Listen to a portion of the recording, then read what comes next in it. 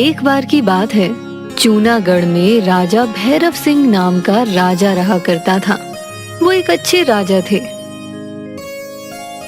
उनका एक छोटा भाई और एक पत्नी थी, जिनके साथ वो खुशी से अपना जीवन बिता रहे थे। राजा के छोटे भाई का नाम वीर था।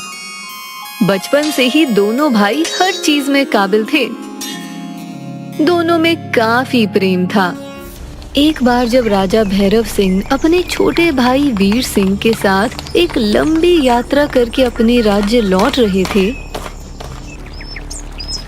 देखिए, यहाँ एक नदी है, थोड़ी देर रुक जाते हैं। घोड़े भी काफी देर से चल रहे हैं, वो भी थोड़ी देर पानी पी लेंगे। ठीक है, हम थोड़ी देर यहाँ रुकेंगे। घोड़े पानी पीते हुए, और वहाँ छुपे राजा के दुश्मन। जाओ, सबके सब छुप जाओ। जैसे ही मैं इशारा करूं, राजा को मार देना। और हाँ, सब लोग अपने मुंह अच्छे से ढक लेना। जी सरदार, आप बेफिक्र रहें, आज भैरव सिंह नहीं बच पाएगा। सेनापति, देखो यहाँ कितनी अच्छी जगह है, मन एकदम शांत हो गया। हाँ महाराज, आपने सही कहा। थोड़ी देर आराम करने के बाद हम सभी यहाँ से निकल जाएंगे। तभी कुछ दूर सामने जंगल में छुपे दुश्मन सिपाही राजा पर तीर चलाते हैं।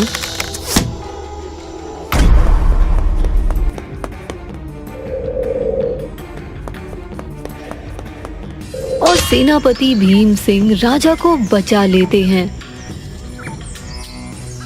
अरे नहीं, आज फिर ये सेनापति बीच में आ गया। महाराज, लगता है कोई है जो आपको मारना चाहता है। जाओ, महाराज को किसी सुरक्षित स्थान पर ले जाओ। कौन है? किसने किया ये हमला? सामने आओ, वरना किसी को नहीं छोड़ूंगा। इन सबको घेर लो, आज यहां से कोई भी बच के न जाने पाए। सैनिकों, जाओ और इन सबको पकड़ लो। भैया को सही से किसी सुरक्षित जगह पर ले जाओ, इन्हें मैं देख लूंगा। वीर, अपना ध्यान रखना। आप जाओ भैया, इन्हें मैं देखता हूं। सेनापति और राजकुमार वीर ने काफी देर तक उन सब का सामना किया। इसके बाद वो सब भाग गए।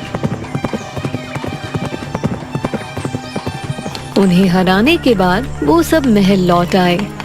सेनापति, आज आपने मेरी जान बचाई। महाराज, आप कैसी बातें कर रहे हैं? आप हमारे महाराज हैं। आपके लिए हम अपनी जान तक दे सकते हैं। तुम्हारी वफादारी पे मुझे गर्व है सेनापति। और भाई वीर, तुम जैसा भाई किस्मत वालों को ही मिलता है। मैं बहुत खुश हूं कि तुम मेरे भाई हो। कैसी बातें कर रहे हैं भैया? आप मेरे बड़े भाई हैं, आपके लिए कुछ भी कर सकता हूं मैं। वैसे भैया, मुझे कुछ कहना था आपसे। वो मैं कुछ समय के लिए तीर्थ पर जाना चाहता हूं। भगवान की सेवा में अपना कुछ जीवन बिताना चाहता हूं। मैं चाहता तो हूं कि तुम्हें खुद से दूर न जाने दूं, पर जब तुमने मन बना लिया है तो मैं तुम्हें नहीं रोकूंगा। दोनों भाई गले मिलते हुए।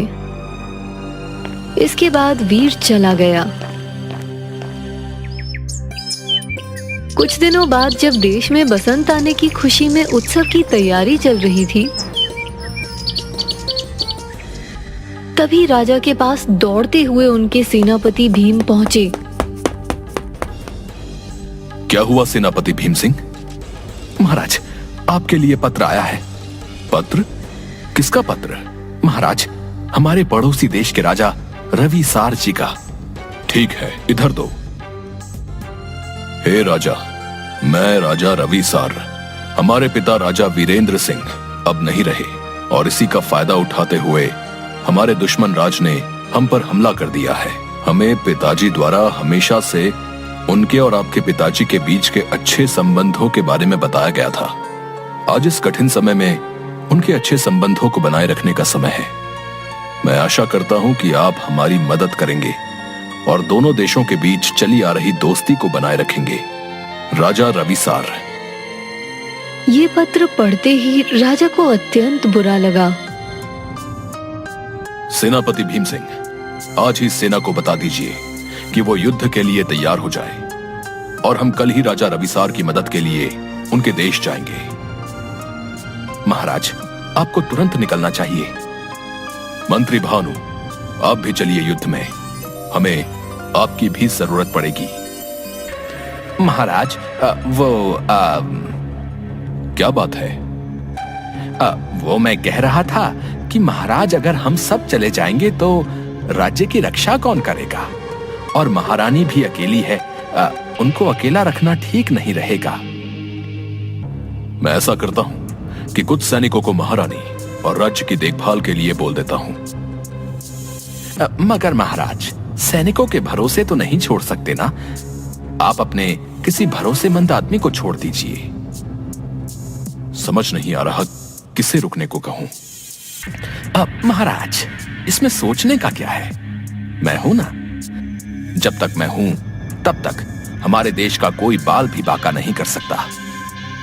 ठीक है, तुम रुक जाओ। महाराज, मैं सैनिकों को कल के लिए तैयार करता हूं। ठीक है। महाराज और सेनापति के जाते ही मंत्री भानु का तकिया कलाम। जाओ महाराज, जाओ। यह आपके जीवन का आखिरी युद्ध होगा, क्योंकि मैं मंत्री भानु हार कभी न मानू।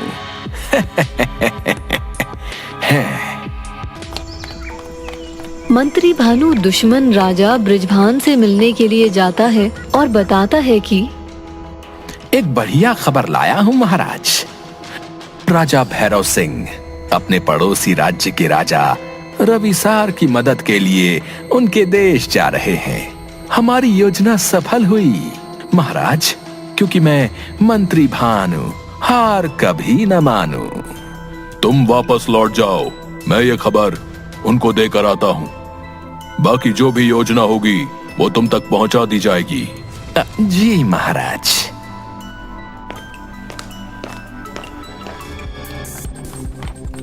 इसके बाद राजा बृजभान एक अजनबी से मिलता है।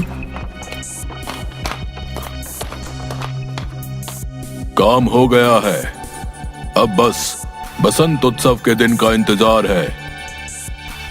हाँ, उस दिन जब सब अपने काम पर लगे होंगे, हम राज्य में हमला कर देंगे और फिर पूरा राज्य हमारा होगा।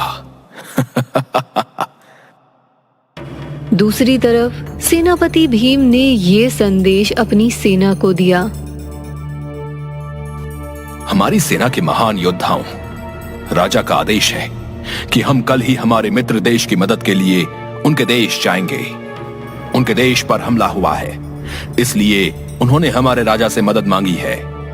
हम सभी का यह कर्तव्य बनता है कि हम अपने राजा की आज्ञा का पालन करें। क्या आप सब तैयार हैं? हाँ, हम तैयार हैं। हाँ, हम तैयार हैं। सेना का ऐसा उत्साह देखकर सेनापति बहुत प्रसन्न हुए। राजा ने सेनापति के साथ मिलकर जल्द ही सारी तैयारियां कर ली। महाराज, आप विश्राम कीजिए, मैं कल के युद्ध की तैयारी करवाता हूं। ठीक है भीम सिंह, मुझे तुम पर पूर्ण विश्वास है। राजा कमरे में जाता है। उसके बाद राजा रानी से बात करता है। महारानी, आज हमें हमारे पड़ोसी राज्य के राजा रविसार का पत्र मिला। उनके देश में युद्ध का माहौल बना हुआ है। हमारे पिताजी के अच्छे संबंध होने की वजह से उन्होंने हमसे मदद मांगी है, और एक पुत्र होने के कारण अपने पिता के हर संबंधों का सम्मान करना मेरा दायित्व है। आज बहुत सारी तैयारी करनी थी, जिसकी वजह से आपको ये सब बताने का वक्त ही न मिल सका। कोई बात नहीं महाराज, आप अपने कर्तव्य का पालन करें। आप इस राज्य का ध्यान रखना। महाराज, आप चिंता ना करें, मैं आपकी गैर मौजूदगी में इस राज्य का ध्यान रखूंगी। आप पूरी लगन के साथ अपने कर्तव्यों का पालन करें। मैं हर तरह से आपके साथ हूँ। और हाँ, इस बार का बसंत उत्सव हमारे लौट कर आने के बाद मनाया जाएगा, ताकि बसंत उत्सव की खुशी दुगनी हो जाए। जैसी आपकी इच्छा महाराज, युद्ध की जीत की खुशी उत्सव की खुशी को दोगुनी कर देगी। सुबह होते ही राजा अपनी सेना के साथ अपनी मंजिल पर चल पड़े। बसंत के आने में करीब 1 माह का समय था। रानी को अपनी कुलदेवी की पूजा में उन्हें एक साड़ी अर्पित करनी थी, जो कि रानी हर बार अपने हाथों से ही बनाती थी। इस बार साड़ी बनाते हुए रानी प्रजा को बताना भूल गई कि बसंत का उत्सव राजा के आने के बाद मनाना है। रानी को जैसे ही स्मरण हुआ, उन्होंने तुरंत संदेशवाहकों से बुलावा दे भेजा। राज्य में सबको बता दो कि इस बार बसंत उत्सव महाराज के आने के बाद मनाया जाएगा। कुछ दिनों बाद जब महारानी अकेले बैठी थी, तभी उनसे उनका गुप्तचर मिलने आया। महारानी, हमें ये संदेश मिला है कि आज से ठीक बसंत उत्सव के दिन हमारे देश में दुश्मनों का हमला होने वाला है। क्या हमला इस समय? अभी तो महाराज भी यहाँ नहीं है। मैं उन्हें कैसे सूचित करूं कि हमारा देश खतरे में है? जाइए और महाराज को ये सूचित करिए कि देश को उनकी आवश्यकता है। जी महारानी, हमें ये भी पता चला है कि महल में कोई है जो दुश्मन की मदद कर रहा है। क्या हमारे महल में जासूस? कौन है वो गुप्तचर? महारानी, ये तो मुझे नहीं पता, पर मैं कोशिश करूंगा कि मुझे जल्द ही उस जासूस के बारे में पता चल जाए। अच्छा ठीक है, तुम जाओ।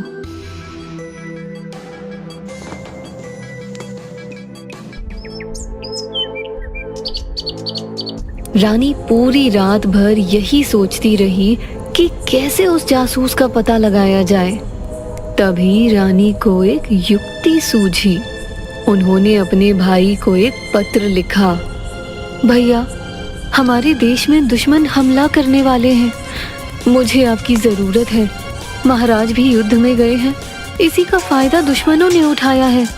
आप बसंत उत्सव के दिन सुबह होने से पहले अपनी सेना को लेकर हमारी सरहद की दिशा में फैल जाना, ताकि जैसे ही दुश्मन वापस जाने की कोशिश करे, वैसे ही आप उसे पकड़ लें।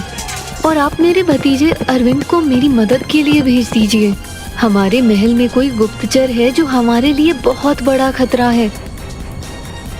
मुझे उसकी मदद की जरूरत पड़ेगी, लेकिन अरविंद से कहना कि वो महात्मा की तरह बन के आए और अपने साथ कुछ लोगों को उसकी तरह पंडितों के कपड़े पहना के लाए। मैं सबको कह दूंगी कि आप मेरे मायके के सिद्ध पंडित हैं। इस बार देवी की पूजा के लिए मैंने आपको बुलाया है। बस उसे कहना कि वो जल्दी पहुंच जाए। रानी के बोलने पे अरविंद महापंडित बन के बहुत जल्द वहां पहुंच गए। उनके आने के बाद सब जगह उनकी जय जयकार होने लग गई। ये बात जब भानु को पता चली तो उनसे रहा नहीं गया। उन्होंने महारानी से पूछा, अब ये महात्मा लोग महल में क्या करने आए हैं महारानी? आपने इन्हें क्यों बुलाया है? आप तो जानते हैं महाराज युद्ध में गए हैं और मुझे उनकी चिंता है। उनकी सलामती के लिए मैंने इनको बुलाया है। ये जिनसे भी खुश होते हैं उनकी मन की इच्छा पूरी कर देते हैं। क्या महारानी सच में ये इच्छा पूर्ण कर देते हैं? इसलिए मेरा नाम है भानु, हार कभी न मानो। हाँ, तुम्हें क्या लगता है वरना मैं ऐसे किसी से अपनी कुलदेवी की पूजा करवा दूंगी? क्यों ना महापंडित को खुश कर दूं? क्या पता वो मेरी इच्छा पूरी कर दें। सबके जाने के बाद मंत्री महापंडित के पास पहुंचता है।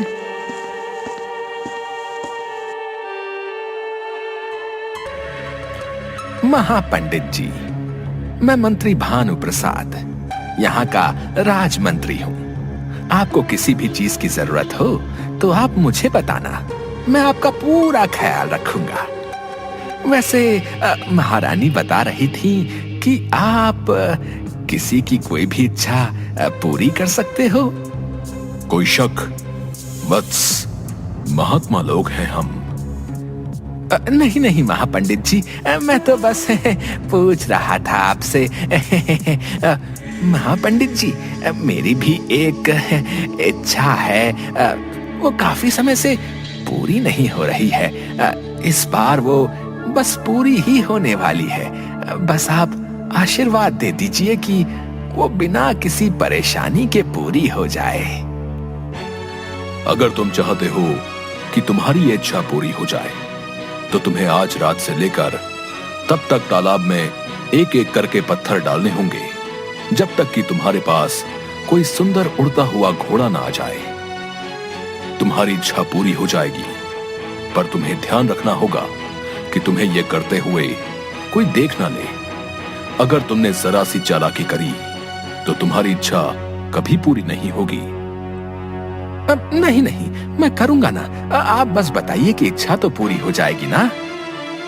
हाँ हाँ, हो जाएगी। और हाँ, एक बात का ध्यान रखना, बस तब तक किसी से बात मत करना। मंत्री भानु आधी रात में किसी से मिलने जाते हैं। काम हो गया? जी, काम हो गया है। यहाँ सब पूजा की तैयारियों में लगे हुए हैं। इन सबको क्या पता, ये इनकी आखिरी पूजा है। ध्यान से काम करना, अगर गड़बड़ी हुई अपनी जान से हाथ धो बैठोगे। आप चिंता मत करिए, किसी को शक नहीं होगा। वो सब तो राजा की सलामती के लिए पूजा में लगे हुए हैं। मुझे हर छोटी चीज की खबर समय पे मिल जानी चाहिए। जी, वो मैं कह रहा था कि मैं आने वाले दिनों में आपसे मिल नहीं पाऊंगा। महारानी ने मुझे बाकी सब चीजों में उलझाया है, तो आपसे मिलने का समय नहीं मिल पा रहा। जैसे तैसे आज मिल पाया हूँ। अगर आज के बाद ऐसे निकला तो किसी को शक न हो जाए। हाँ, तुम सही कह रहे हो। ठीक है, तुम नजर रखना बस। जी। अब मैं महापंडित जी के बताए नुस्खे को आराम से कर पाऊंगा। इसलिए मेरा नाम है भानु, हार कभी न मानू। उसके बाद अजनबी दुश्मन राजा से मिलने घोड़े पे बैठ के निकलता है। ब्रिजभान, सब कुछ योजना के मुताबिक ही होना चाहिए। छोटी सी भूल हम सबको मरवा सकती है, इसलिए ध्यान रखना इस बात का। आप बेफिक्र हो जाइए, सब कहे अनुसार ही होगा। हमें सुबह होते ही राज्य में हमला करना होगा, क्योंकि मुझे पता है कि राजा कभी भी वापस आ सकता है। इसलिए सभी जगह अपने सैनिक तैनात कर दो, और याद रहे छोटी सी गलती भी ना हो पाए। उसके जाने के बाद महापंडित ने अपने सैनिकों को आधी रात में महारानी को उनसे मिलने को कहा। आधी रात को रानी अरविंद से मिलने आई।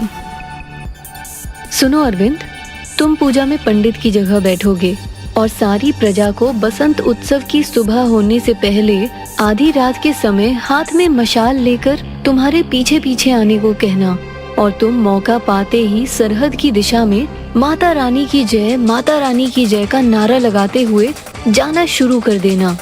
जी बुआ, आप परेशान ना हो, सब योजना के मुताबिक होगा।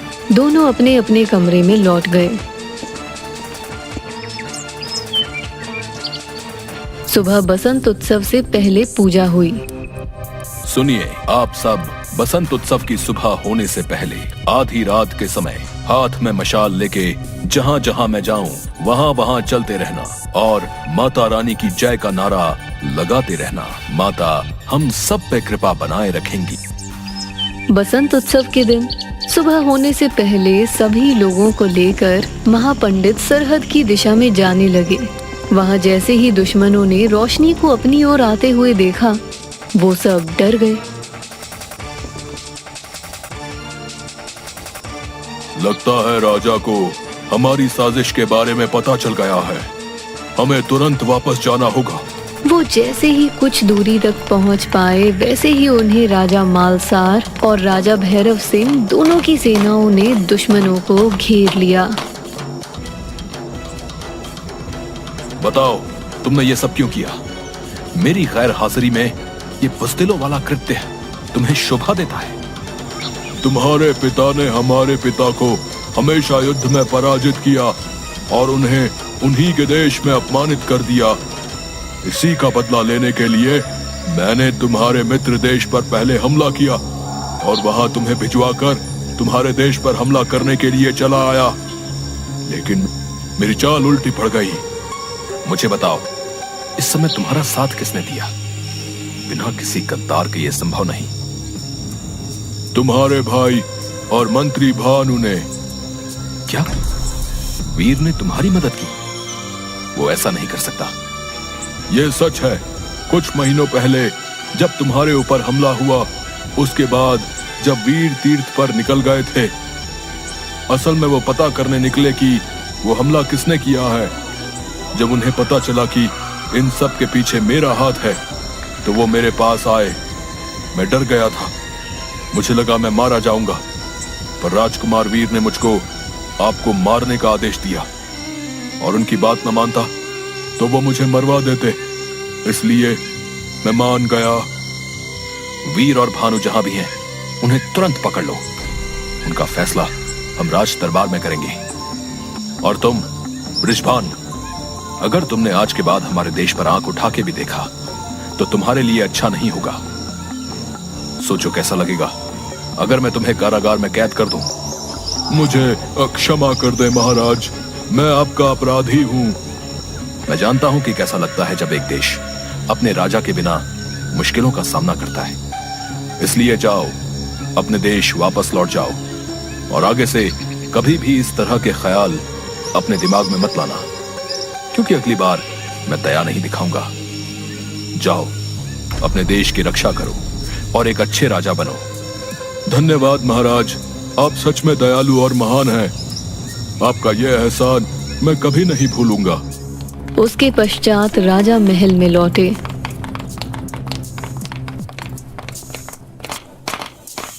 जाओ, भानु को मेरे सामने लाओ।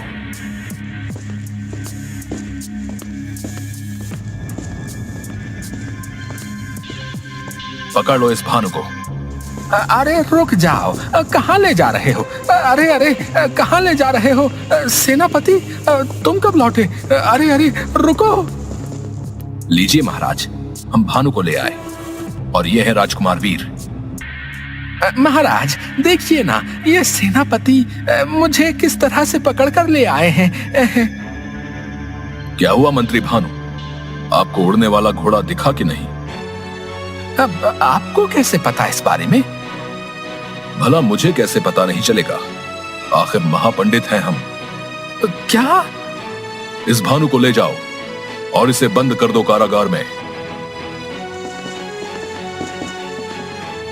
और वीर, तुम्हें तो मैंने अपना सब कुछ माना था। तुमने जब जाने की बात की तो मैं कई दिनों तक दुखी था, क्योंकि बचपन से ही तुमसे ज्यादा अपना मेरा कोई नहीं था। तुम ये सब कैसे कर सकते हो?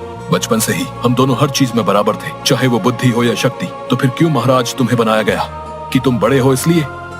एक बार भी मैं कितना काबिल हूं ये जानने की किसी ने कोशिश तक नहीं की। एक ही परिवार में इतना भेदभाव कैसे? क्या राजगद्दी बड़े छोटे के भेद से मिलती है? अगर आज ये सब ना होता तो तुम मेरी जगह होते और मैं तुम्हारी जगह। वीर, मेरे भाई, एक बार प्यार से कहा होता मैं सारा राजपाट त्याग संन्यास ले लेता, लेकिन राजद्रोह कदापि मंजूर नहीं। जाओ, इसे कारागार में डाल दो। मैं इसका चेहरा तक नहीं देखना चाहता। आज इस धोखे ने मेरा बहुत दिल दुखाया है।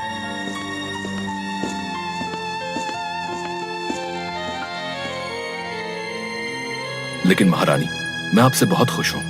आज आपकी वजह से मेरी प्रजा सुरक्षित है और मेरा अस्तित्व बना हुआ है। मैं आपका जितना शुक्रिया अदा करूं उतना कम है।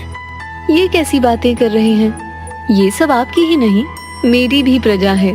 इन सब की सुरक्षा हमारी जिम्मेदारी है। मैंने कहा था ना कि मैं आपके साथ सदैव खड़ी रहूंगी।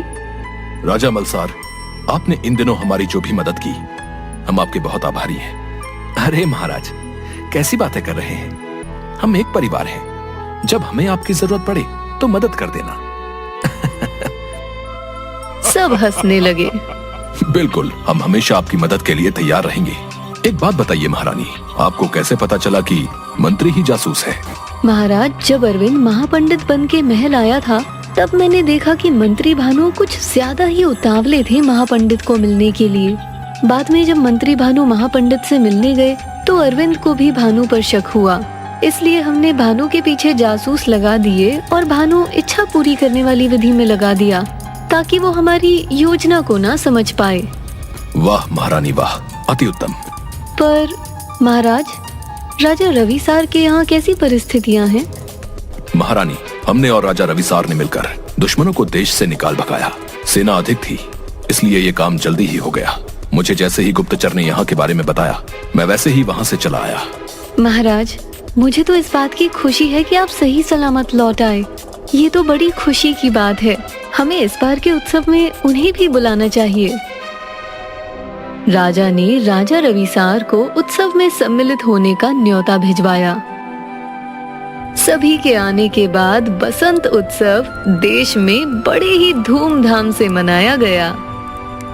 हमें ये सीख मिलती है कि विपरीत परिस्थितियों में यदि व्यक्ति अपनी बुद्धिमत्ता का प्रयोग करे और संयम के साथ कार्य करे तो वो हर बड़ी से बड़ी चुनौती का सामना कर सकता है।